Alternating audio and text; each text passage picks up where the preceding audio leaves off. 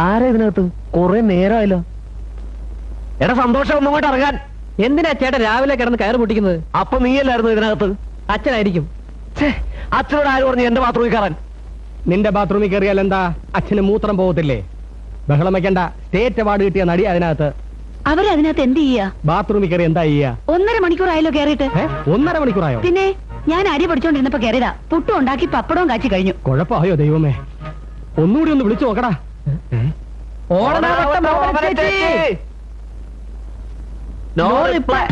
എന്റെ ദൈവമേ, ചെറിയാച്ചോ ഒന്നിങ്ങി വന്നേ.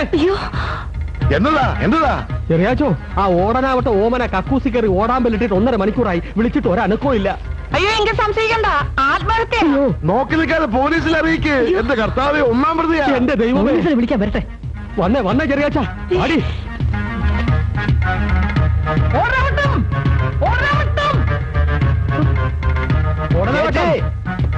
ഓടനാവട്ടം.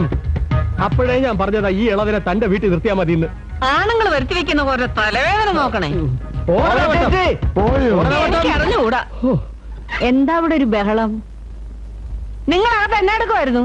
ഞാൻ ഡയലോഗ് പഠിക്കായിരുന്നു. എന്നിട്ട് ഞങ്ങൾ ശബ്ദമൊന്നും കേട്ടില്ലല്ലോ. അത് മനസ്സിൽ പഠിക്കുമ്പോ എങ്ങനെ ശബ്ദം പുറത്തേക്ക് വരുന്നേ? ഇത്രയൊക്കെ ബഹളം ഉണ്ടായിട്ട് നിങ്ങൾ എന്താ അനങ്ങാത്തത്? ഡയലോഗ് പഠിക്കുമ്പോ ബോംബ് പൊട്ടിയാലും ഞാൻ അറിയത്തില്ല. ഒരു ഗ്ലാസ് ഹോർലിക്സ് എടുത്ത് ഭയങ്കര ക്ഷീണം. തള്ളക്കിപ്പോ ഞാൻ ഹോർലിക്സ് വെറുതെ പേടിപ്പിച്ച് കളഞ്ഞല്ലോ കിളവി. കിളവി നിന്റെ അമ്മയുടെ പോടാർന്ന്. കിളവി